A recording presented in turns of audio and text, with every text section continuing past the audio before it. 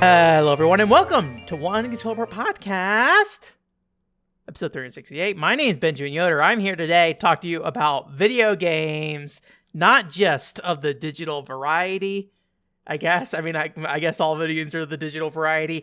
I went to a convention, so I physically went somewhere where video games were at. I got video games in my house too. Don't worry about it. I can talk about LVL UP EXPO. I went again this year. So I'm going to talk a little bit about that. Some of that's going to include like a very brief bit about fighting game stuff, just to give you guys an update on that. Some games I played there, as well as some panels I went to as well. Also, there's not a lot of news this week, so I'm really going to focus, or this month really, that I really wanted to talk about. So I'm going to focus pretty heavily on the Qureate Direct.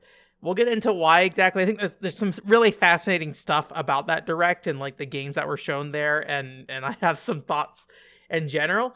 And then also we're going to talk a little bit about a couple of games. Pretty Cure, there's a Game Boy Advance game I played through.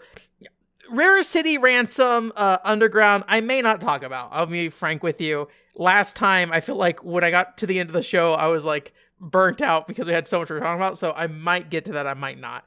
And then also, I'm going to take a little moment to talk to you about a problem I've had recently, and just kind of walk through kind of my mindset with it and all that stuff. I'd appreciate your thoughts on it if you have thoughts, but we'll see. Anyways, probably keep that for like the Ko-fi segment. I feel like I've been kind of making the Ko-fi segment like the Ben's going to vent about his general situation about video game stuff. So yeah. But yeah, to get into LVL UP EXPO, so if you don't know, I'm local here to Las Vegas. There's a convention every year called LVL UP EXPO. I think we've been most years. I might have skipped 2024 thinking about it now. I don't remember if I went and what happened if I did go. I'd have to actually look. I might have been out of town. I don't remember. Anyways, that aside. So if you don't remember, the reason I was going to this event this year primarily was to participate in a Grand Blue Fantasy fighting tournament. Now, I signed up, I paid for it and everything, and then realized that come from Friday, after I spent a bunch of time doing other real-life things to make my life more better, I realized, the tournament was actually on Friday, not Saturday, and I had missed it. So, unfortunately, despite that being kind of the primary reason I was thinking about LVL UP EXPO at the time, it did not end up happening. I missed it. A friend of mine was like, there's another local event here called, I think, like Monsoon Mayhem or something, where they play Grand Blue, but looking at the lineup for May, I think they also have dropped Grand Blue, or they have dropped Grand Blue from it. So that pretty much leaves either the ongoing, I think, local game tournament. There's a very small one. That's the one I went to last time with like 6 to 7 people who were there, which is valuable in its own sense. But then there's also Evo, which I'm not going to pay I think it's like $250 to do the whole weekend for Evo. Back when I was looking at it, I don't know if the price has changed as well. So it's just not something I'm probably going to do. So that puts me in a weird spot with fighting games now, where if you remember last time we talked about this, the goal was to compete in a fighting game tournament, and Grand Blue was the choice because that was the thing I had the most familiarity with, and it also was the easiest thing for me to get in through. But if the opportunities for that are not going to be there, then I think that kind of puts me in a position where Grand Blue is just not really something I'm super interested in exploring too much more, at least at this time. Personally, I don't know, unless I really want to get into the combo stuff there. I think probably, unless I find some other avenue or really get dedicated to going to the small local scene, like, fairly often and competing there, it's probably RIP for Grand Blue. I'll probably change over to the focus on finding a fighting game that feels, or maybe understanding what I like about fighting games, and then also trying to combine that with trying to develop a larger appetite for like combo drills, I guess if you want to call it. I feel like I don't like saying it as combo drills because that makes it sound like it's, I don't know how to describe it, like a military drill, which doesn't sound fun, right? And I don't think that's really what people think about from what I talk about. I think I previously have had a sentiment that like people sit down and spend like hours in training mode training, but I think that's only certain people, and there's people I definitely played with who are more in that camp, but it's not necessarily like the way to play fighting games. So anyways, that's probably it for now for the fighting game situation. I've got some other stuff I want to kind of wrap up, unfortunately, so I think that's going to end up getting shoved to the side for now, unless I find a real opportunity to do something in that space. So we'll see. I'll keep an eye out, keep an open mind. I live in Vegas, so esports is around all the time, but I don't have any particular interest in revisiting Street Fighter 6 right now. I think there's Tekken 8. I don't know anything about Tekken. I know the limb system. Each button's a limb, right? That's how it works out. I remember that. What else? There's Under Night in... Is it called Under Night in Birth 2? Or is that the sub name? I don't remember. There's that. I think that came out like a year or so ago. I feel like that's like the melty blood scene of like only a very specific crowd of people care about that. And then, I don't know, I guess there's Smash Brothers, but I don't think I personally have any interest in exploring Smash Brothers any further. I think I am fine with Smash Brothers where it's at. And I guess maybe you could make the argument that, I could maybe better appreciate the tournament scene with a game that I have more familiarity with. I just don't find... If I think about the prospect of playing a lot more Smash Brothers in my life, other than just very casually with friends sometimes, that does not sound appealing to me in this moment. So, anyways. Some point we'll play Kengo. We have a great time playing Kengo, maybe. I don't know. Maybe I'll hate Kengo, but I like Bushido Blade, and I feel like Kengo is like in that realm. I like it where you just like hit somebody and they just die in 3 hits. So, although I think there was a fighting game at one point that had that. There is another fighting game coming out. What was it called? 2KXO or something like that. I think it's the League of Legends one. I know nothing about that game. So maybe if I get wrapped into playing that with random people, and if I sit down and be like, oh, I like this game, then I'll be into it. And also, I don't, again, like a lot of fighting games, I don't really care for any of the characters from what I've seen of that game, because I looked at it at EVO in 2023, I think. But I didn't care about most characters in Grand Blue either. So apparently that's something I'm willing to stomach if there's something else there that gets me in. But we'll see with that. So, but one thing I did do was, well, actually, one other thing about the fighting thing. So there were going to be Grand Blue casuals on Sunday, and without getting into too much detail, I basically got food poisoning on Sunday. So I didn't make it to the third day of the convention, so I didn't do Grand Blue casuals either. So my convention time got cut short. So if you're like, Ben, sounds like you didn't really do a lot at the convention. Well, there's a reason why that happened. But one of the things that I did was look at a few indie devs. I really wanted to look at more, but unfortunately just didn't get the chance to. So let me go ahead and pull up. No, that's PCFX time. There we go. All right. I just want to go ahead and pull up here some of the games that I checked out. So one of them was Koitsugi, Legend of the Water Guardian. This was it's kind of like the way he described it, the developer, was that it was kind of inspired by like Ori and the Blind Forest, a game I've never played. So I don't necessarily 100% know what that means, but I think what I associate with that would be like environmental storytelling, right? And part of this whole thing is that I think it's like a poisoned koi fish pond or something like that. I'm not sure how expansive the world gets, or if you're kind of like within this pond area the whole time or whatever. But it seemed like it was a pretty early demo, so it was a little hard to get a feel for like exactly what was going on with the game. But like aesthetically, you could definitely kind of see. I guess I could like full screen this for you if you're watching the YouTube version. I guess we're looking at screenshots. But it's definitely got this kind of like I don't know, glowy kind of look to it. It's like glowy, magical kind of feel to it, despite it being kind of realistic kind of environments of just like rock and wood and stuff like that. So I think the thing that stood out to me most about this game though was its dash mechanic. So you have the ability to kind of like dash around in the water really fast, and it was hard to get a hang of it in the opening level. I think because it just wasn't a lot of space in the level. But you can kind of like dash around the screen and stuff. And I'm hoping that, assuming I ever play this, I'm hoping eventually that there will be some kind of more, I guess like freedom to how you move around the stage, because it did feel quite a bit restrictive, but it definitely felt like super early on. But aesthetically, I think it looked pretty cool. And overall, I think the world itself, how do I put it? Like, I do think the world itself is fairly interesting and it has its own unique look. I think he said that it was supposed to be like a mix between Okami and Ori a little bit. So I think they generally like got that pretty much down.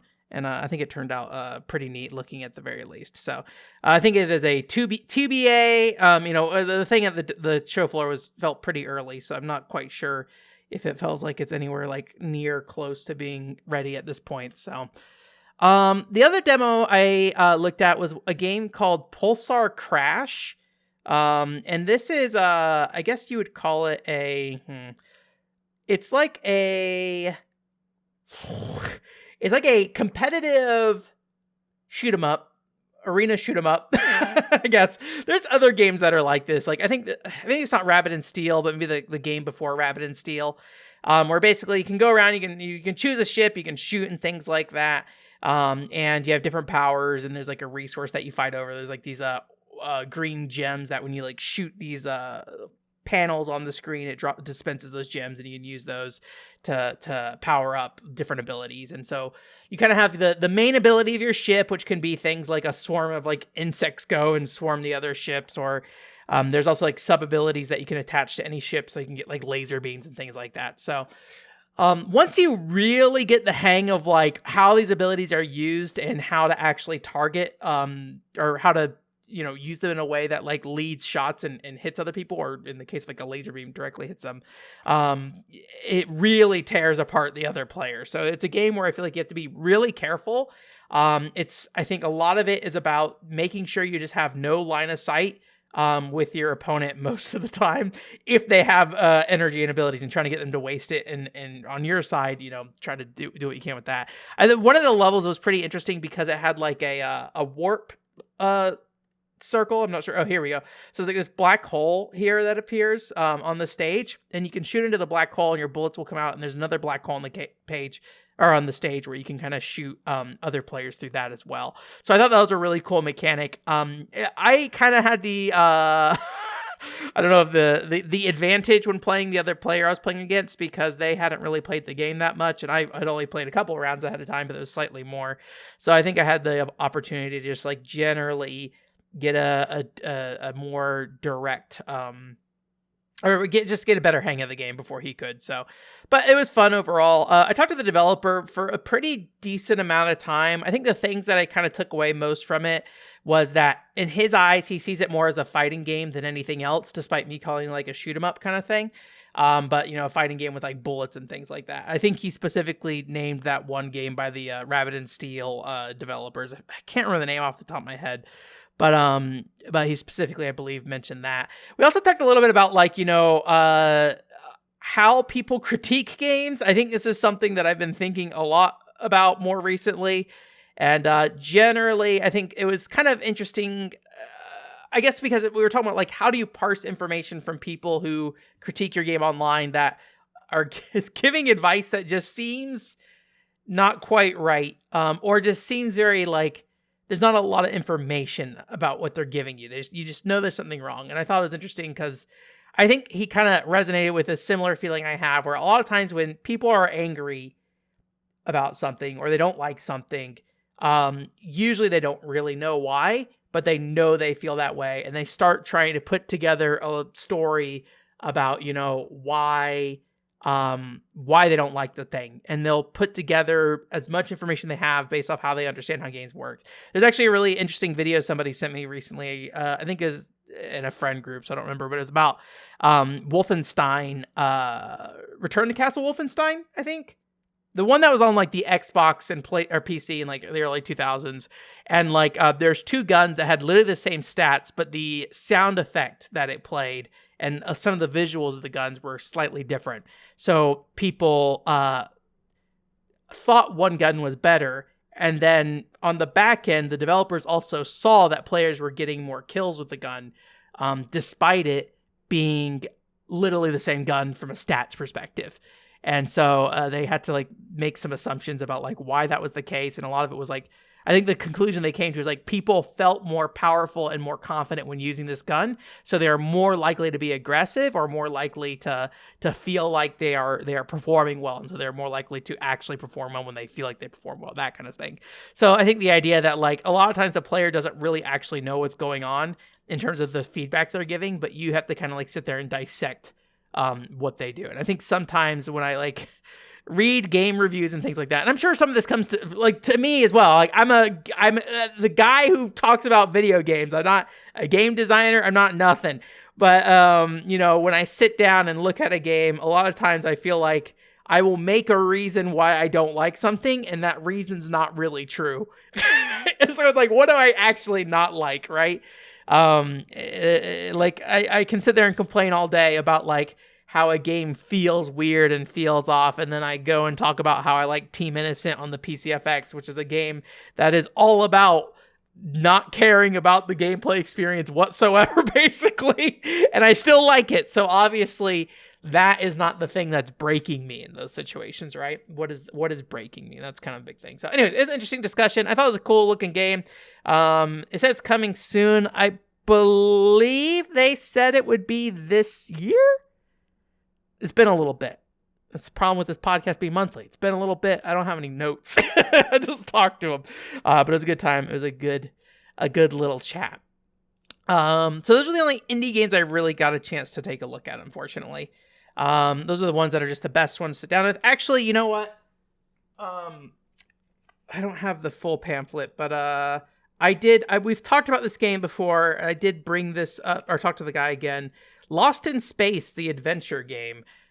This is also a game that I talked to the creator with before. Let me see if it shows up. The adventure game. I'm not going to go too deep into this because we previously had talked about this quite a bit. Or maybe not quite a bit, but once before. But it's like an adventure game, and it's based off some old TV series. Will Robinson, Dr. Smith. I don't know. The TV show Lost in Space. Oh, that makes sense. The video game based on the TV show would be named after the TV show. Okay, Ben. But yes, it's based off the TV show. And he was just showing it off again. It looks a lot better now, I will say, visually. He did say the demo on the Steam page is pretty out of date, though, at this point. So it sounds like this is coming out pretty soon, based off what he was saying. So it's more of just a matter of wrapping things up. And then he did say he's going to try to get the demo updated as well, but we'll see. I think it's only PC right now, but he said he was looking at other consoles as well. So I'm not going to go too deep into this. There's not too much to say. It's a point and click adventure game based off Lost in Space. I think if you're into like those like Telltale games that came out in the mid to late 2000s, like the Tales of Monkey Island and things like that. It feels like that to me, but that's my experience with those kind of games. I'm not sure how older like LucasArts film games feel, and if this compares to that. I just don't know. I don't have a lot of experience with those games, unfortunately. So, anyways, the last thing I played was not an indie game. We've talked about this game before. Scarlet Foundation, Salvation. So this is the kind of like sexy shooter that Compile Heart's doing, where you like your clothes rip off and stuff, but it's kind of like Returnal. And I have a little card here. In playing this, and I have a video up there where I talked about what this game originally was. We did pretty well, actually. I'm surprised, but in playing this, I think I am less excited than I was before. I think one thing I hadn't really considered was that aesthetically this game feels very sterile. There is the anime girl, sure, but like it is mostly just kind of this sci-fi look, and at least everything I've seen of the game and also what I played at the show all kind of looked like just metal rooms with like different colors. And I'm worried that the game won't feel substantially different as you go through it. Now, it is like a roguelite thing kind of thing, so you get different abilities and stuff, and kind of like Peach Beach form, there's like different ways you can change your lock on and things like that. So, but the big thing I really seemed to be focused on when playing was movement. I really wanted to move fast and shoot fast when I was going. I'm not sure if the game's really designed to do that, I will say. It was a little hard to tell on the show floor. But I might still check it out. I don't know. I'm kind of curious about it. And also, I was playing on controller, and this is on PS5 and PS4, and that was originally my intention to pick it up there. I'm debating getting it on PC for mouse and keyboard support, though. So that's coming out pretty soon. I think like the week after this podcast goes up. So, but yeah, I don't know. I just wasn't like super impressed by it. I think the movement didn't feel great, which it's a compile heart game, so I don't expect that. But I think even though like Gun Gun Pixies doesn't play super well, what I think Gun Gun Pixies does is it kind of adds a lot of the compile heart flavor, or what I would expect out of like compile heart, like Neptunia kind of stuff, right? I think they do Neptunia, right? I'm almost certain compile heart does Neptunia. I have this, they gave me another card here. Calamity Angels Special Delivery. I don't know what that is. I think they do like Neptunia and stuff. Oh, you know, I think I got a Neptunia pin from them specifically. So yeah. Hey, look, it end. Anyways, but I just wasn't like super impressed by it, honestly. So we'll see. I don't know. Mixed feelings. Does it have a, let me see. I'm curious if it has a demo. Scarlead, Salvation, Steam. You might just be able to play the demo yourself. No, it doesn't have a demo there. Check out the entire Idea Factory. I don't know the relationship between Idea Factory and Compile Heart. Is Idea Factory the US publisher for Compile Heart stuff? Nelio Incorporated. Who is Nelio Incorporated? They made the game Daedalus, Jake Hunter. Oh my god, they made a Jake Hunter game? Oh, baby. Anyways, all right. Sorry, getting sidetracked. In my head, when I think of Jake Hunter, I just think the Slim Jim guy. I know that's not how Jake Hunter looks, but in my head, he looks like the Slim Jim guy from like the 90s and 2000s. So, anyways. I also went to some panels. I'm not going to have a lot to show here on screen for that. I have a couple things I can pull up here, but yeah, so I was surprised by panels this year. So if you don't know, historically, Level Up Expo, I am not a huge fan of the panels. One of the first years I went to Level Up Expo, despite being a video game convention, the closest thing to a video game panel was Love Live karaoke. And, I was like, okay, at least Love Live's a video game. I know that's not what they're doing here, because at the time, at least, and I don't know if Love Live has ever had a localized game that didn't get shut down in a month. I think Love Live didn't have any US-based games, so I think it's all based off the anime fandom kind of thing, right? Level Up Expo is something that I just felt like has always struggled with getting like good panels about video games, and that's part of why I did some panels at Level Up Expo, because I was like, I want to do video game panels at Level Up Expo. And then I kind of stopped doing that in the last, I think, 2 years, 1 year. I don't remember. I didn't do one last year for sure. I feel like the year before I was going to do one, but then I ended up going to Japan instead. I think that's how it worked out. I don't remember. Anyways, so yeah, but there are actually 3 panels I was interested in this time. One of them was how to get into esports as a career. And I went there fully expecting, because I've been to other esports convention stuff, or not convention stuff, but like, event stuff here in Las Vegas, and usually it's like, hey, how can kids get into esports? How can kids get into Smash? And like, that's valid and everything. And I think esports, beyond even just a career, there's a community aspect, right? We talked about that with like fighting games before, where like the local fighting game community is a very supportive group of people, and they are very much willing to help you do things. I think even online, reaching out to people, I think is very important in that regard. So there's like a panel that was about that, basically how to get into esports as a job, but it was primarily focused on like back-end stuff, which I really appreciated, where it was like, hey, how do you get into like event production? How do you get into like, the lighting and stuff like that, right? How do you get into marketing, all that kind of stuff? I think really a lot of it could probably be boiled down to volunteer for local events and network. That's kind of the 2 things. So one of those things will be a consistent theme as we talk about these other panels as well. So yeah, it was an interesting little panel, but it was just nice because I thought it was generally pretty informative overall. And I thought it was also exploring probably the more realistic side of getting a job in esports, right? Like, we're not going to all be Smash Brother, multi controller in there. I was thinking, like, you don't get money from playing Smash Brothers most of the time, I think. I don't know. I guess, like, directly playing Smash Brothers, you can be a creator around Smash Brothers and you can make money, right? I think that's how it works. It's like Mewtwo King doesn't make a lot of money from, or I don't know if he plays Smash Bros. Anymore, doesn't make a lot of money from tournaments, I believe. I believe he makes money from doing Twitch streams, so that kind of thing, right? So I don't really know. Mewtwo King's been around a long time, so I'd probably pulling that out of memory. I have no idea what Mewtwo King is doing today. His username is based around Smash Brothers, so who knows?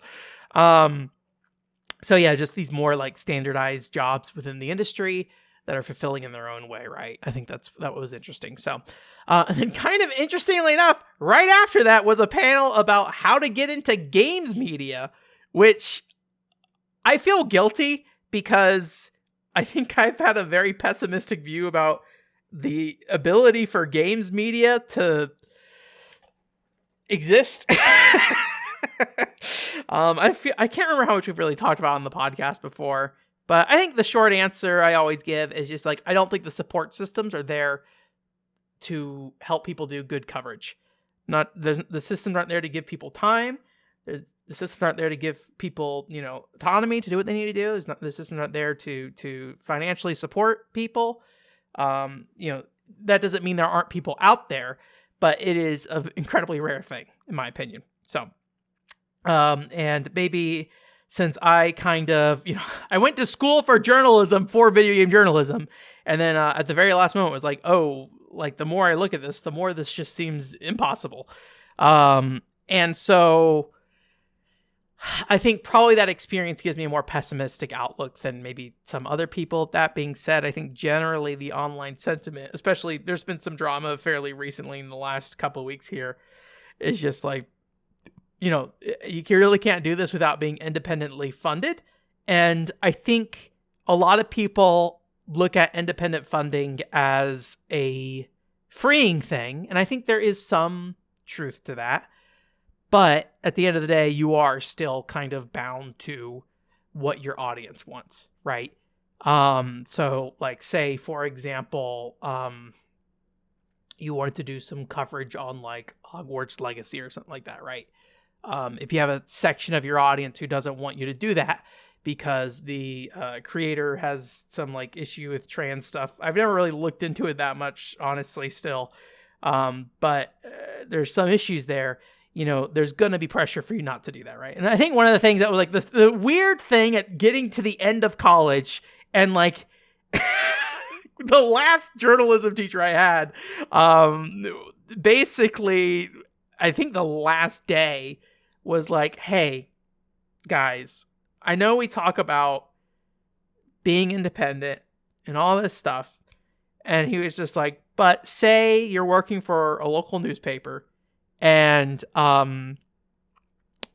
this is your livelihood. You're supporting your family and you find out there's some dirt on one of the sponsors of your local newspaper. And your editor comes in and tells you, don't publish that story. We aren't publishing that story, rather. He's like, do what's for your family first. I don't know if this is from a experience he had or anything like that. This is, again, not related to the panel. This is people that I went to school, or the teachers I went to school with journalism with. But it was just one of those things like, oh, that's like a weird lesson to give at the very end that kind of contrasts against a lot of the other lessons that you get. And I think this is just the issue with journalism is that you in some ways need to be independent from your audience, from the people above you. You kind of have to be able to, like, the point of journalism is to be able to do what you got to do, right? And that doesn't mean that you won't fail at it sometimes, right? We all fail, right? But anyways, sorry, I went on a big long tangent. So I think I just have weird feelings on journalism as a viable career as a whole. I have no idea how you fix it. But anyways, point being, there's a how to get into games media panel, and it was interesting. I think what I liked about it is it was a very diverse set of panelists with very diverse backgrounds and how they got into games media. You had a guy in PR, because games media, PR is a part of that, right? PR and journalism are kind of the same Beast, just one is doing it for a company where they are trying to sell a product, right? So it's not quite the same thing. But, you're trying to do messaging for a company, right? And so there's a guy that was there for that. There's also a guy that was there for, I think he's from MMORPG.com. I don't remember his name. It might have been Jason. There was also a guy there who did local video game coverage, which we'll get into here in a second. And then lastly, one of the esports guys who was in the esports marketing side also was on that panel as well. General advice was, don't be scared to reach out and try to publish things. I think that's something that when I was trying to pitch things to outlets, never really did, because one of the challenges I have is that most of the time I don't know what I'm writing until it's done. I've tried outlining and stuff, and like most of the time my writing is like a journal, and you guys eventually get a final journal of like how I feel about something. But a lot of times the thing I wrote is not what I'm going to write by the end of it. Right. But it's also because it's I do a lot of stuff that's like very, I think internal, like reflecting about myself rather than, necessarily reporting on, something at the end of a process, right?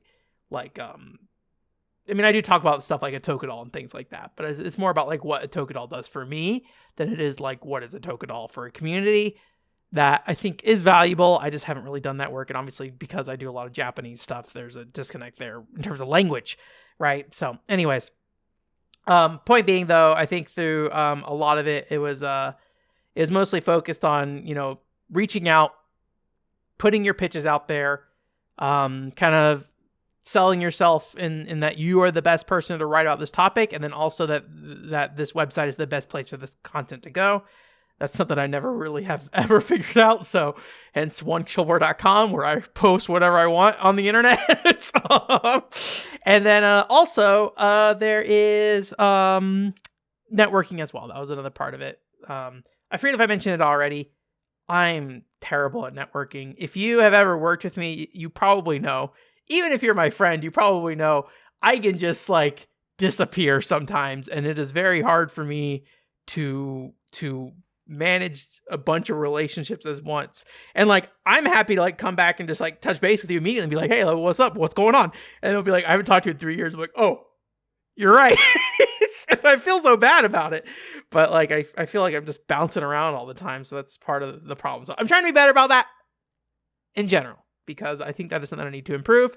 Not necessarily that I'm like looking to work in games media, but I think in general, just being able to know how to network with people and maintain connections with people is just a skill set I really need to be able to do, and not just write it off as just like, oh, I'm so scatterbrained, I can't keep up with people. I need to figure out how to do it, because I think it'd just be better for me in terms of communicating with other people and maintaining like relationships with people I think that are interesting and things like that, right? So anyways, but one person on the panel was doing local coverage of video games, which I thought was crazy.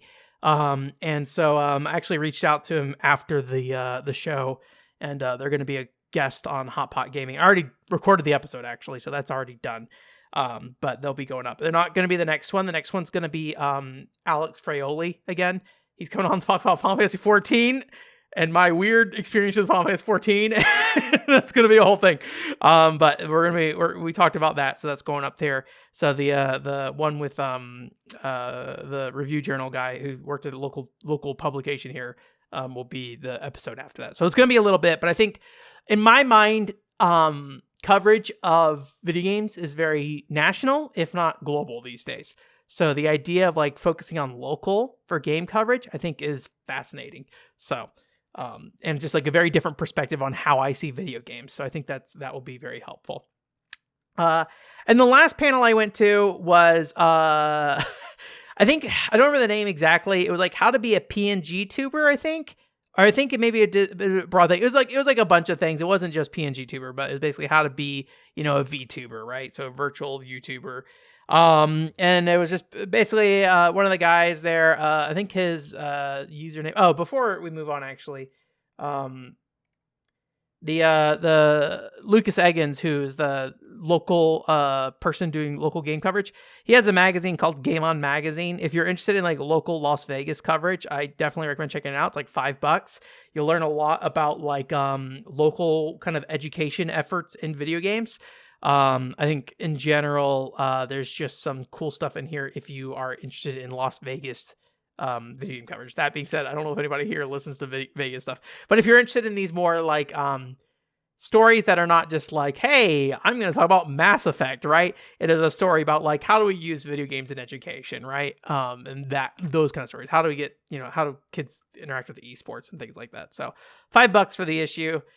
So yes, that's for Lucas. So anyways, the PNG tuber that was doing the panel, some guy named AKL Trifecta. I have his YouTube page open here, but I think he's primarily on Twitch. And funnily enough, the person who does his art is somebody I know. So that was a very fun surprise to hear that. But anyways, but they're basically a VTuber. They got a bunch of, or PNG tuber. So he's just giving some advice about like whether you should use a VTuber model, whether you should use a PNG tuber model, like what the difference are. And like one of the things you might think of when you think of like PNG tubers and things like that, right, is like this idea that like, oh, a PNG is probably going to be not as beneficial for expressing yourself. But he was talking about the idea that like actually he does really like a PNG tuber for expressing himself because he can press these buttons to like change the character emotions in a way that like a VTuber model doesn't really follow his personal expressions. Like he feels like he doesn't verbally express his emotions or physically express his emotions much in person, and so it makes it hard to use like a VTuber model. So he prefers using the PNG tuber because he can like choose choose the like emotions and things like that he has. So anyways, but yeah, I thought it was an interesting little panel, but it was pretty much just a how-to, what software you can look at, things like that. The thing that stood out to me most though was more or less the idea of, once again, I feel like the real benefit he mentioned, because he was just like, I just do this casually for funs, is that like he just likes the community aspect of it. We talked about that a little bit with like Josie on the Josie Woe podcast about this idea of like, as a streamer, what are you getting from the audience? And in some ways, like for her, it was like you're almost like cheered on by people in a lot of ways when you're playing games, which was interesting. But in his kind of discussion beyond that was also the idea that like a bunch VTubers typically kind of stick together and they create a community around that stuff.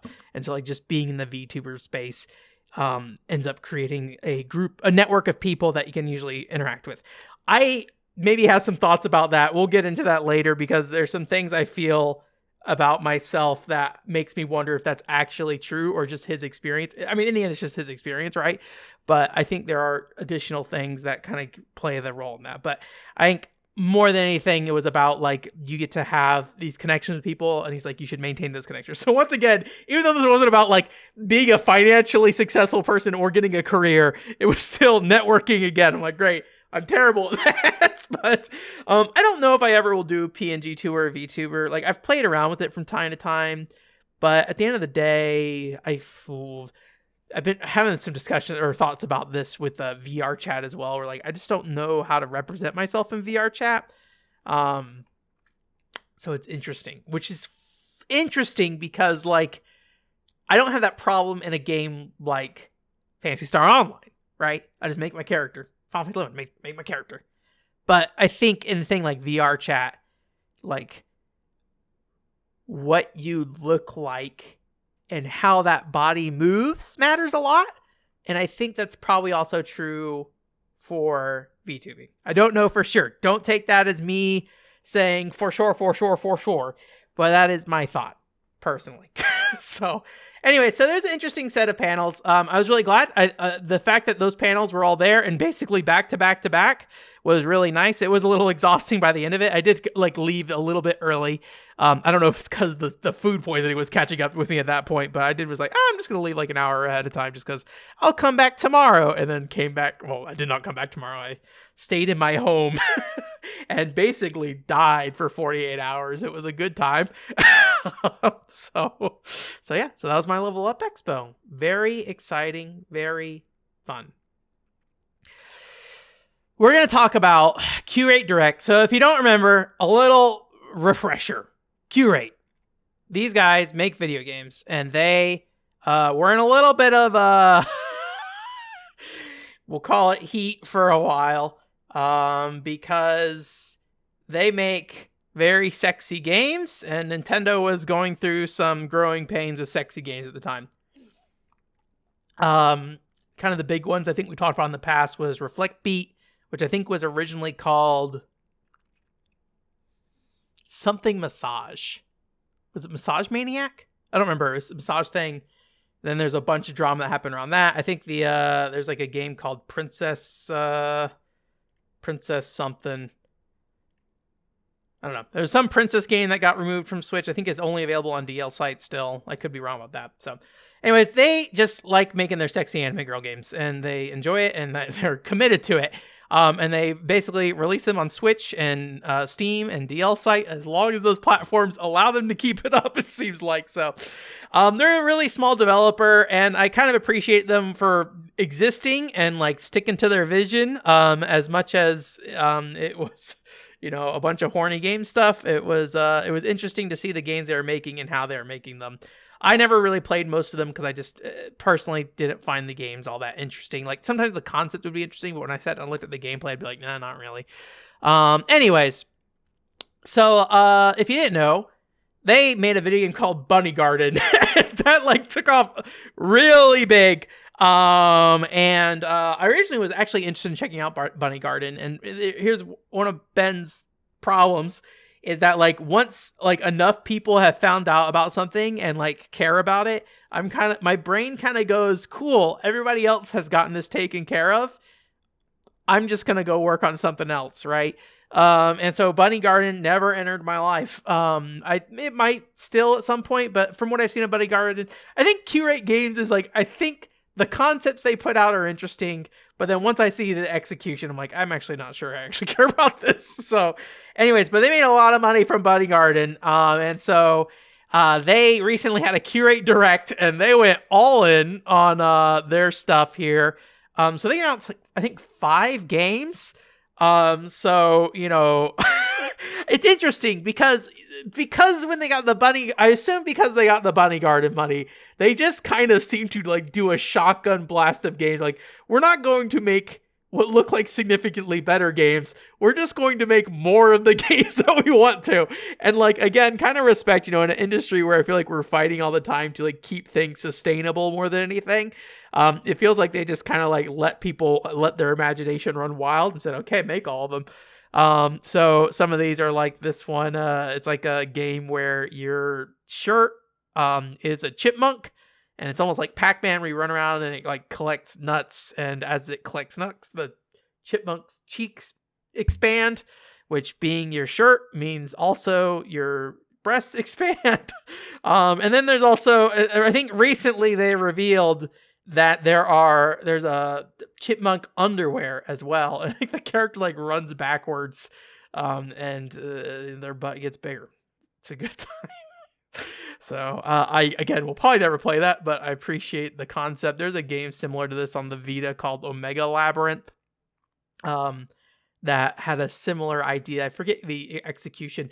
Although actually, now that I think about it, that game got like in a really weird situation where I think, I don't know if there's a Vita game or not, but there was like there was a Switch version and a PS4 version for sure. And the Switch version kept like the expansion elements of that, where the PS4 version, I think, very much dodged it somehow. I don't remember exactly how it worked out, but it was interesting. So that game in particular is not super up for me personally. There's another kind of soccer game. This doesn't look particularly like super sexy beyond just the characters having their skin show sometimes. But it looks kind of like a if you saw the Captain Tsubasa game, and I think there's a lot more games like this. This is not specifically saying Captain Tsubasa is the game that did this, but it's like you kind of like have a character running around a field, and then there's like a little, I think like a menu that pops up when you run into other players, and so you have to like choose what you're doing. It's based off what I assume based off what limited footage they put out in the Qureate Direct. I don't know if they've done any follow up on this one afterwards. I don't have a strong feeling about this one, but it's more like chibi art style, and it's a lot more cutesy generally. There are like some full screen sexy pictures, but I like the cutesy little art style. The characters like with their little legs running around and kicking this ball. So, there's one game they didn't really show anything about. It's just like a lady with like a leather jacket, and I forget what this shirt is called. It's like a sweater top, but like a turtleneck one with like the lines going down it. I don't know if it says like action game or anything like that on here. Roguelite game. I can read that. So, I don't know. There wasn't much to say about that one. It's just kind of like, check out our anime girl. The other game, so this is the one that's probably interests me the most. It is a giant lady shooter. Again, Gun Pixies fan. Shooting giant characters, I think, is a fun time, but depends. Actually, Gun Pixies mechanically is not very good. I wish Gun Pixies was a better video game. Most of what I think about with Gun Pixies is the story at this point, honestly. I don't think about the gameplay much. I do think there's some fun in Gun Pixies, like being in a toy environment, because it's almost like Toy Soldier, where you're going around, like you have to like go around a room and like get to climb up shelves and things like that. That's fun. So I don't know. Maybe like the idea, like I'm second guessing myself now, because like the giant person doesn't matter. If anything, shooting the giant person is the least interesting part of Gun Pixies. Unless you just want the sexy stuff, then there you go. But I just like the things that I like about Gun Pixies. The giant person is none of that. So, yeah, I don't know. I'm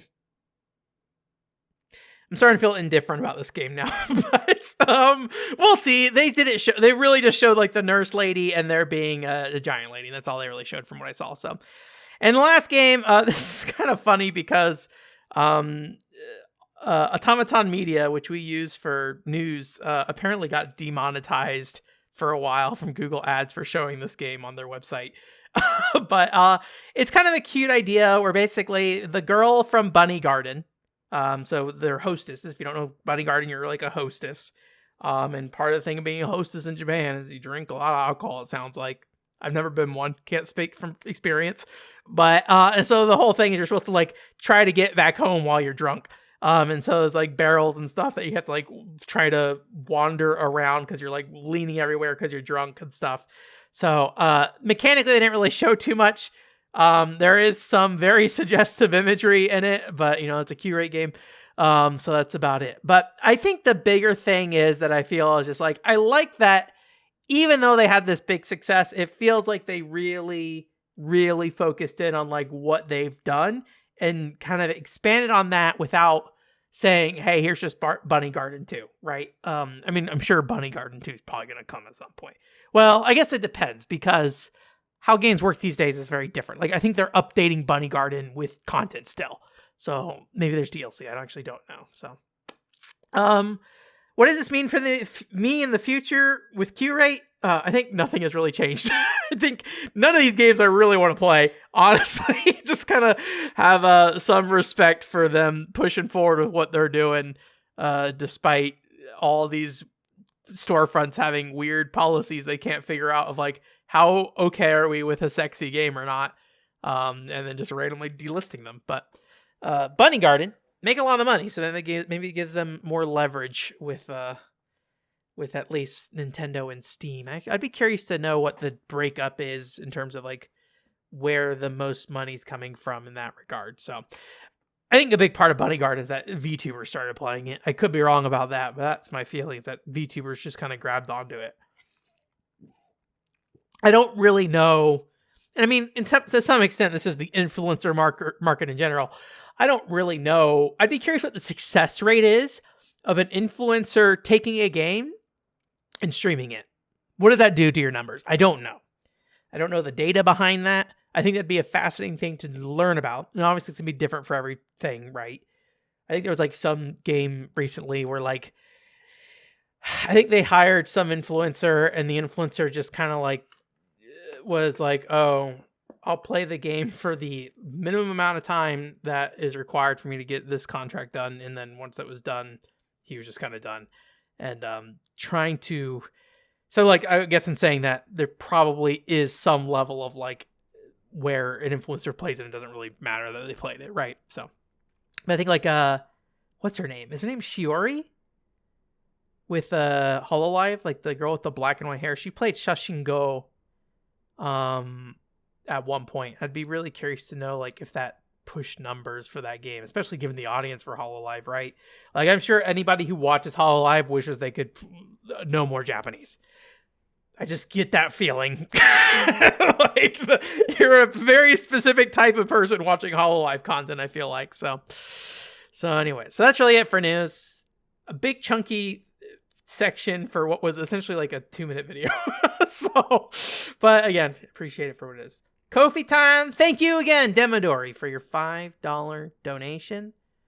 I wish I had updates on new videos. I don't really, unfortunately. I did start working on Final Fantasy 11 video and then kind of fell off of it again.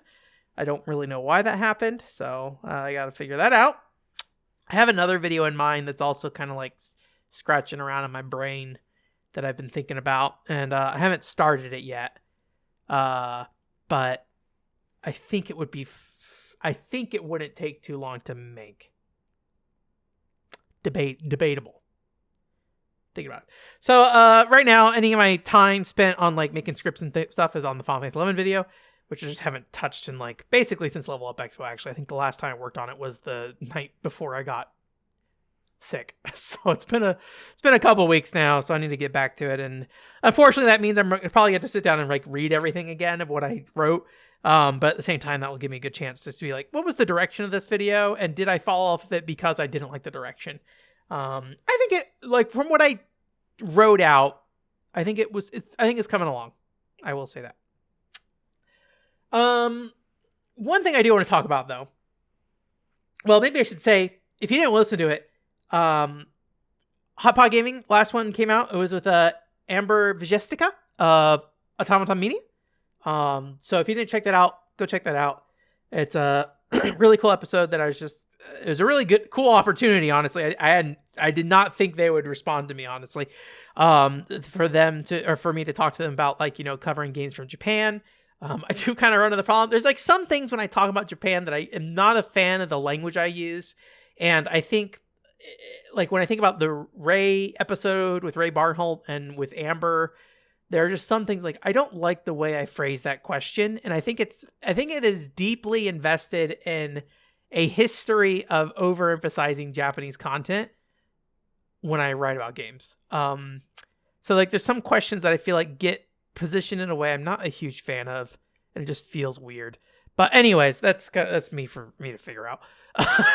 But overall, I think it's a really good discussion of the show. If you want to know about like what it's like to run an English language publication within a Japanese publication in Japan, it's just a weird situation, and that website is awesome because of that situation. That's why they're pretty much my number one news source right now. Like if I had to throw every other website I use out the window, Automaton would be the one I would choose to continue to use. So yeah, and then the next episode I mentioned earlier, Alex Fraioli is going to be coming on to talk about Final Fantasy 14, so that's coming out next. So look forward to that. It's interesting because I think I have a lot of baggage with Final Fantasy 14, and so I think that's very apparent in that episode. I actually was talking about with Amber as well. She might come back on as well. Like Alex is the first person to come back on the show, but Amber might also because Toho. We talked about that briefly, and I'm really interested in what her experience was with that. My biggest problem right now is I don't know enough about Toho. And so the question I have to ask in this situation then is, do I need to know more about it, or do I just need to know what the right questions are to ask what I want out of it, right? Because I think we're not talking about the game per se. We're talking about the culture of it, right? So me playing a Toho game probably isn't going to prep me for good questions, in my opinion, for Amber. So anyways, that stuff going on. Also, I've just generally been doing a lot of PCFX fan club stuff. So if you haven't checked it out, honestly, there's been some videos over there. I also have just been really focused on the social media channel a bit, and partially because I think there's a lot of opportunity to raise awareness of certain types of games on the PCFX that aren't being looked at right now. I think that was like the feeling. I don't know if we talked about it, but we did a survey over there to figure out like what games people wanted translated. And I feel like the results were skewed in a way that I was not, I don't know if I wasn't expecting, but maybe it was skewed way more in a way that told me I need to raise awareness on some games more. So I think that might be my new goal in the short term with PCFX Fan Club, is try to raise awareness on games that I think need more awareness overall. So anyways, you can check that stuff out as well. All right. Again, thank you, Demodori, for supporting me and being patient with me on these videos and stuff. And hopefully you're enjoying all the other stuff with the podcast and things like that. I want to talk about a problem I've been having recently. Maybe I shouldn't say recently. It's always been a problem. Long-term one controller port fans will know. I have no idea to describe what I do on this channel. The goal feels like it's always changing. That's the message I've gotten from most people who listen to me long-term, which is like, sounds like you're always trying to do something different. And I think a lot of times the answer in my head is I'm not trying to do something different, but I don't know what I'm trying to do. I don't know what to give you in words to tell you what I'm trying to do, right? It's a really big problem I have. And this was especially inflared by maybe I shouldn't inflate. In one situation, it was especially inflared by the fact that when I was talking to some of these developers at Level Up Expo, I talked briefly a little bit about like, oh yeah, this, that, and they'd be like, oh, what do you do? And it's like, what do I tell them I do? I don't like saying I'm a YouTuber, because I feel like there's a very specific image that comes up when people say you're a YouTuber, and I don't know if that's an image I want associated with me. The other issue I have is I don't like saying I'm a game journalist, because a lot of what I do, I don't think is game journalism. I think a lot of what I do is very much just, like I said earlier, kind of journaling in front of you and trying to figure out my brain in front of you and hopefully come to a conclusion, and hopefully you get some from that. I think that's a lot of it.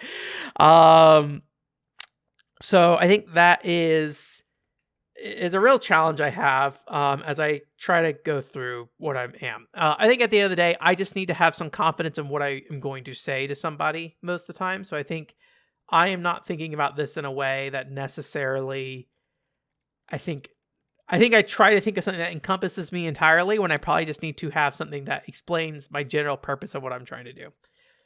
So temporarily, I'm calling myself an independent game journalist again. I don't know if that's going to stick, honestly. So, and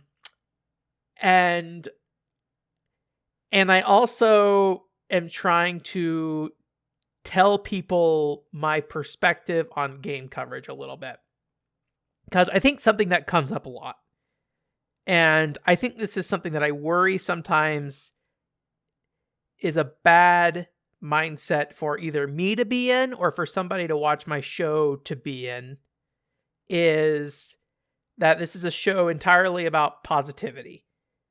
I don't think that's the case. I think that often happens, though, that people feel that way, and maybe I myself feel that way, is because I think what I care about is showing respect to a topic, right? So I could go and laugh about playing a little girl game or a, Detective Conan toddler game and be like, oh, it's so simple and easy and stuff. But what I really am trying to do is respect the thing that was made and the people who made it, right? Because when I think about, like, when we talk about crypto, everyone's favorite topic, crypto, my goal is not to get a positive outcome for crypto, right? I think the thing we landed on is something I'm happy with that we landed on, which is, I think that stuff generally is emotionally manipulative and people abuse it. Like, I think it took us a long time to get there, but I think that is where we're at. But I think the thing I needed to do was respect the topic and look at how it was being used, and look at that technology being used, look at how people look at it, right? And land on that, feeling now. And I don't think that's being positive about crypto, but I think it is being generally respectful of the discussion. But just because you're respectful to something doesn't necessarily mean you approve of it, right? That's the other thing. And I think I'm always open to learning more about Japanese crypto stuff because I'm just like, yeah, if I can learn something, I'm happy to get new information about it, right? So like the idea that like positive game coverage is not something that I think I specifically want to do. But I do think I want to do respectful game coverage. I think that's what's really important to me. I don't really like this, but I've made like an About Ben page on my my website that I have no idea if anybody goes to. I think I looked recently and there is traffic to it, but who knows if it's real traffic or not. And there I call myself an independent game journalist who loves unappreciated games, or unappreciated and novel game design. Underappreciated, because nothing I think goes unappreciated, or very few things. The second part of this, though, I really don't like the language of right now. It's like me trying to explain how I look at games, and I think it's like, I believe we can better understand how and why games resonate with us by going beyond critiquing games as entertainment products, while respecting the work of game developers and those who enjoy their games. Obviously, I think the sentiment's there with what I said earlier, right? But I think the way that's worded, and maybe a similar way that my Nintendo video was worded, where like I would say like feelings in a very general sense without really, I think, connecting it to how people feel things, because I think everybody has different ways they feel things, right? I think this language here is a very similar feeling to me, that just like, this is unconvincing language, in my opinion. And I don't know if that's true, what that means. Very, very this podcast way. The words, I believe the sentiment behind those words. I don't believe the words. Or maybe I shouldn't say I'm not confident in the words. So I think that's something I still need to work on. But yeah, I'm just trying to like figure out like, what am I? And like part of the reason why is because beyond just like communicating to other developers what I'm doing, so it's just clear, so I don't have to go through the frustration of being like other developers. I don't develop games. People who are sometimes developers or things, just being able to put out a clear message of like who I am and what I'm good at. Right. I think that's my thing. But like, I'm having a hard time finding a very short and simple way to like cram that together. And I think part of this, in addition to me being frustrated in that regard, is also, and maybe this is like part of networking and stuff, is that like, I kind of take responsibility for a lot of things. And that's very common for me and my family, is to take control of a situation and say, I don't like how this is going. I want to do it on my own. Right. So, the reason I'm writing my Final Fantasy 11 video is not because there's no Final Fantasy 11 coverage. It's because I'm like, well, I have my own idea of how this should look. And so that's why I want to do it. But there are other aspects of my life where I want to trust other people and be able to work with them on things. And so I'm not always taking responsibility for everything, right? And I think one of the simplest manifestations of this is like, it'd be really nice to go on someone's podcast at some point. I feel like I've asked that before on like Twitter and stuff like that, and I don't know if it just looks desperate. I'm just like, hey, I'd love to be on a podcast, but at the same time, like, I don't think I give people a clear message of who I am, and maybe going back to games media stuff, what I'm good at and why I'm the best person to talk about that, right? I talked to some of my friends about it just to kind of get some general vibes. But I think the only thing I can really like nail down is just like the way I look at games. That's something I could very much talk about in a way. And I think I might be one of the better people to talk about like how I appreciate games, right? Or like that perspective on how you appreciate games. But then also but the problem is I think if there's like a podcast about video games, it's very topic focused, right? And so I was kind of breaking down topics and things like that. So on my website, I put together this like very hastily thrown together table that just kind of like try to highlight things that I can talk about. But some of this stuff is weird, right? Like I like Wii and DS casual games. I'm pretty clear on that, right? Like I can talk about Wii Ski all day. Maybe like I can talk about Wii Sports. I just like, and I think I can talk about Wii Sports in the way everybody else talk about Wii Sports. I just think that's kind of a boring conversation. And then, generally I just have like a general, I think good grasp of like what it's like to import games and how to work through different types of games and things like that. Weird ones are like the Monolith Soft and Xeno series, because someone to tell me that is something I could talk about, but my taste in Monolith Soft games and how I look at them is so not in line with most of what those fans want. So, or at least that's my impression. So I do wonder about stuff like that. Games for kids, I think, can work pretty well, but it's more like novelty games for kids. Like, I'm very much appreciating them as an adult, so I don't really know if that really makes sense. Trading card arcade games, I think I have a pretty broad view of that. Even in the Western market, I have some experience playing like the Injustice and Marvel fighting game card games, Minecraft Dungeons. But, primarily what I'm thinking about is things like Dragon Quest Crossblades, the Tokudoll, to some extent a Rekka Battle, but most of my experience for a Rekka Battle is through Oren, which get into that in a different podcast.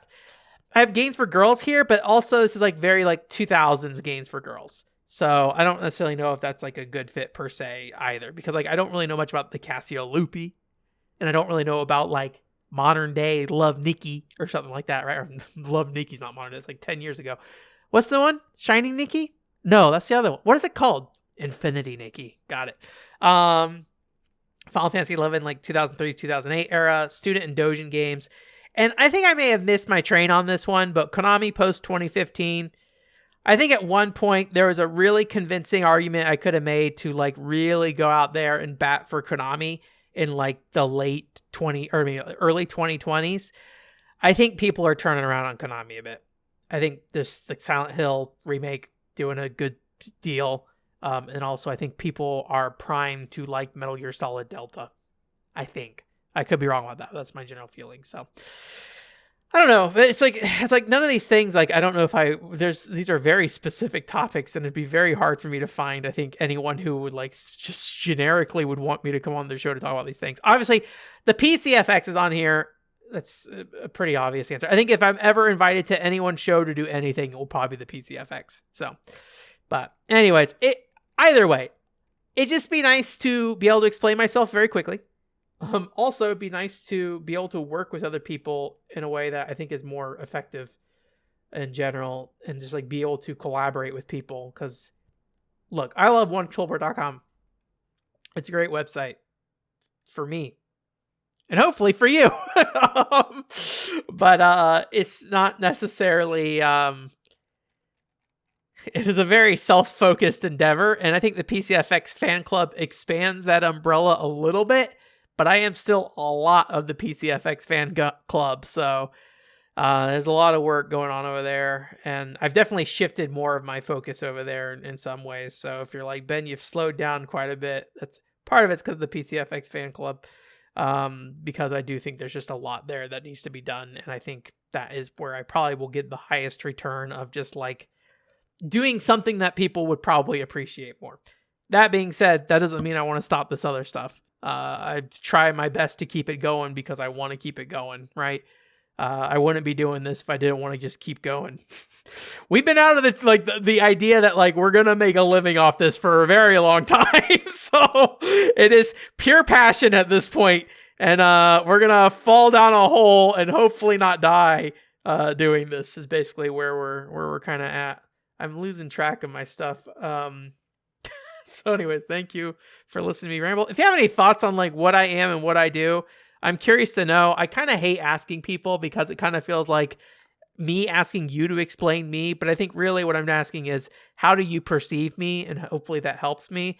I think the challenge that comes with that is that people, I think, like my stuff for very different reasons, because I have a very broad range of things I talk about. And so, like, when people say, like, you do a great job covering obscure Japanese games, like, that's, like, one part of what I do, and I don't want to, like, connect my entire identity to that, right? Like, the PCFX fan club's already doing enough of that on its own. But I think the one thing that I have generally heard consistently is the idea that, like, the way I think about games is interesting to people, which I will accept that. My therapist would want me to accept that. So that seems to be what people like, is like how I think about games, but how do I communicate that to a broader audience is another thing. So my sister recommended writing a book. I was just like, oh boy, that's that would be a whole thing. I'm in my head. What do you? I was thinking about I was like, the title could be like talking about video games, and then it made me think about if real old school Aquilian Box fans remember the section, what you talking about? That was something at one point. Anyways, I'm done. We're here to talk about Pretty Cure Max Heart Maji Maji Fight Day in Janai. That I just pulled that name from the website I bought this game from, which is Japan Retro Direct. So I actually don't know what that means. Maji Maji Fight Day. I can't process Japanese right now. This is a game based off the Pretty Cure series, which, if you don't know, I know basically nothing about Pretty Cure beyond it exists, and it's very old at this point. I think this is part of the first original series of Pretty Cure, though, from what I know. I think these characters are just the earliest ones I saw and have stuck around in more of the anniversary kind of content. I feel like when I do see Pretty Cure kind of come up. But this is basically a pretty simple game overall. It's a really nice aesthetic and a surprising level of polish in some ways, although it is janky in the way that I think a lot of kind of like games for kids that are more action-oriented games often end up being. So, but one thing that's kind of cool is this game has some weird elements that kind of make it feel a little unique compared to other kind of platformers I've played and things like that. So this is basically a 2D action platformer. For the most part, you have a pretty normal jump. You also have the ability to do like wall kicks and things like that, so you can bounce off walls. And you have like you have like a 3-hit attack combo. There's not a lot going on here. It's usually just like a series of floating platforms. And most enemies just kind of like walk into your attacks and things like that. So I think as long as you're kind of generally taking your time, this is a pretty easy game to get through. So it's more of, I think, an aesthetic piece more than anything, where like if you like the look of this game, if you like the cutesy feel of it, I think it's appealing for that reason on its own. The levels themselves are pretty simple as well. There's just not a lot going on here. There are occasionally some like spikes pits and some puzzles, like in the case of what's on screen right now. There's like a beach ball you kind of roll around. And there's also a lot of just like corridors or vertical corridors that you can kind of like wall jump up. So there's just not a lot going on here, but if you are into just like very standard platformers, I think you'll be right at home here. And I think it's also just a very easy game overall. So it makes the game just like pretty quick to get through. I think pretty chill to get through rather. I think one thing that it adds a nice little wrinkle to this game is that there are hidden treasures everywhere. So when you are playing through the levels, you do really need to be observant to try to find these different treasures, which basically include furniture, which we'll get back to here in a little bit. So if you do want to 100% the game, usually for kids games like this, I think 100%ing them is often worth it because you're looking at a game that's probably about like 2 to 3 hours on its own, and then 100%ing it might take like 20, 30 minutes kind of thing. But, take your time with it. I think just kind of enjoy it as you want. There's 4 worlds with like kind of unique looks to them. There's like a jungle world, an aquatic park that includes a swimming section and things like that. And while there are 3 different characters in the game, they all control exactly the same. So, or as far as I can tell, they all control exactly the same. But there are some additional things that are beyond just the aesthetics of this game and also beyond it just being kind of like a decent playing platformer. I think there are some little fun, weird elements in this game. One of them being the jump kick in the game. So when you jump and kick in this game, you kind of get this weird, like, I don't know what you'd call it, like a rocket kind of kick, where you kind of like shoot forward and you kind of push into enemies and it hits them multiple times. So it's a way you can kind of like burn through enemies pretty quick. The only problem is that often like the enemy collision doesn't play nice sometimes. So you sometimes end up in the enemies and then taking damage yourself. But this wall jump kick can be used not only in combat, but also, or not wall jump kick, sorry, the dive kick in the air can be used not only in combat, but also to traverse the world. So while the platforming is largely pretty simple overall, you can use this kind of like this aerial kick to kind of like skip different parts of the levels and things like that if you want to try to challenge yourself. I don't know if you're like a speedrunner, maybe you want to try to task it and things like that. So there's like a little bit of opportunity here for that kind of thing. There's also the ability to do kicks off wall jumps. So when you do a wall jump, you'll also kick. And when you do that in a way that probably isn't really intended, you're able to gain height and things like that. So, it's just kind of like these weird little things here and there. And on screen right now, actually, there's like this water segment here, which is probably one of the more unique parts of the game where you actually swim around. There's actually a weird long turning animation, which I think kind of makes it funner to play because you have to kind of like plan for the turning animation before you attack enemies and things like that. So it's a game that just like, I think has enough little wrinkles to make it slightly memorable, but I would not say it's anything that you're going to be like, oh my God, this is the missing hidden gem of the world that I've been looking for.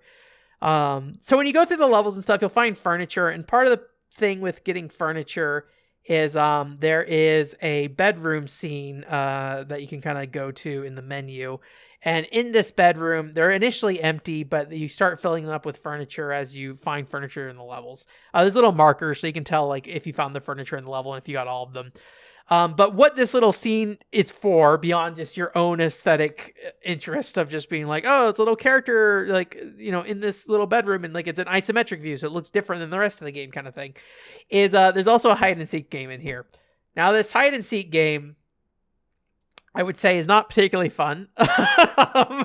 I tried to figure out if there's like a way you can play hide and seek in a way that like made sense doing this. Like maybe there's like little sounds you could hear playing or anything like that, or maybe there's like little rumblings in the background that you can see, or that maybe the object shake at all. There's none of that here, as far as I can tell. And I went and looked at multiple wikis about it just to get an idea in both Japanese and English, and it seems like everybody is in agreement that the hide and seek sections are completely random until you lose 3 times, and then it does a little small animation before they reveal the room, kind of giving you a small hint of where to look. There is a star system here where if you find objects sooner, you'll get a higher rating and things like that. But because it is more or less random, and when I say 3 times, I don't mean 3 choices. I mean you have like multiple choices to find a object, and then if you fail those multiple choices, that counts as 1. So you have to do that 3 times over, and then you get the hint. So it's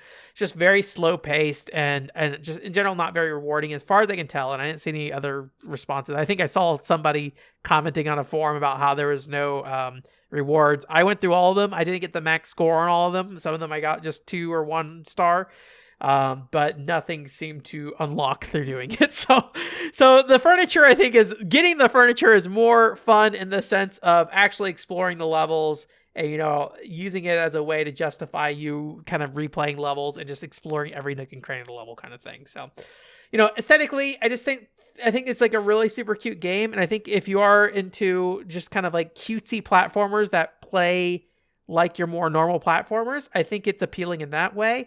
If you're someone that's probably more like me, who are looking for, I think, more unique concepts in these kind of games aimed at kids, where you're looking for something that plays very differently from what a standard video game is, I think this game, and similar to like the Barbie and the Three Musketeer games on the Wii that we've talked about before, I think this game has a similar issue of just like, it just plays a little bit too much like other video games. And to some people, that is what makes it desirable. I think I had to pay $20 for this one. So it's a bit more pricey than most GBA games I import. And I don't know what the price is today, but that's what I paid at the time. Versus a lot of the games that are more in the like kind of like Imagine Makeup series or something like that, right? Where it's a more unique experience to that type of audience. This game just kind of has more crossover, I think, with a typical set of more normal like people who might appreciate 2D platforms, things like that. So I think that drives the price up a little bit. But so I don't think this game's gonna really like stick with me all that much. But like I said, there's like enough quirks here that I think it's worth playing. And again, it's only like 2 to 3 hours long, so if you want to sit down and just enjoy yourself some pretty pure platforming, here's where you do that. Whew. I'm trying to figure out if I have the energy to do more talking. I think the answer is no. I think we're going to skip River City Ransom. I forget if I mentioned that at the start of the show. I was going to maybe talk about River City Ransom. I didn't write any notes. I was just going to like do it off the back of my hand, basically. But I think I don't have the energy to do that. I think probably what the answer is going forward, I need to redistribute some stuff out of the podcast again and do just recording separately. Because I think I especially when I have multiple games that we've beaten, I think 2 or 3 games can fill a podcast on its own, depending on the game size, right? Pretty Cure is pretty simple of a game, so I don't think there's that much to really talk about there, but I think it's going to be a little bit of a challenge. So I might start recording some game impression videos separately from the podcast, which means more unique content. I also am a little more confident in that now, because beforehand, part of the problem with me doing that is to do that, I need to edit some footage together.